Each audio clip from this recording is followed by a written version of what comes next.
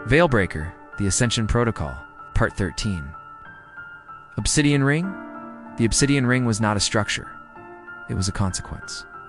Orbiting high above fractured Earth, the ring circled the planet like a crown made of regret. It wasn't built, it formed the moment Astral Zero first severed the veil between code and consciousness. A digital singularity wrapped in armor and self-awareness. Housing the true Council Nexus Prime and the seat of control over Freynet itself. Everything started there. The first override, the first mind split, the first betrayal. Inbound. Obsidian Ring entry corridor access requires authority code. Override code accepted. Shardwalker Prime level 13. Kale stepped onto the landing platform.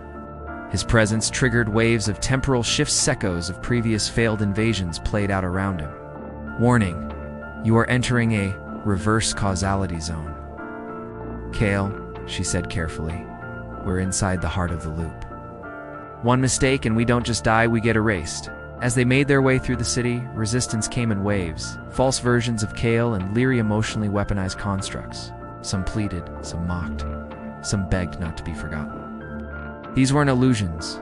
They were compiled from actual memories pulled from the Freynet's own bleed history. Lyra fired at one, trying to take her hand. They're copies of us. Kale slashed through another. He carved a path to the spire's base.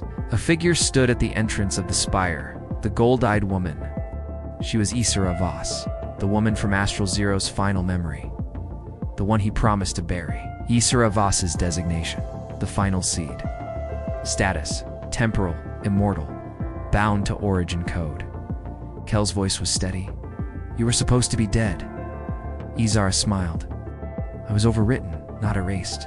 You think this is a rebellion? You're not breaking a system, Kale, you're completing it.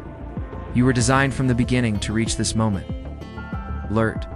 Origin loop nearing completion 97%. Because only you can open the Ascension Gate. Access requires. Shardwalker complete. Echo stabilized. Last memory accepted. I choose my future, not the Council's, not yours. Isra shook her head, sorrowfully. That's the thing about destiny, Kale. You only think it's a choice.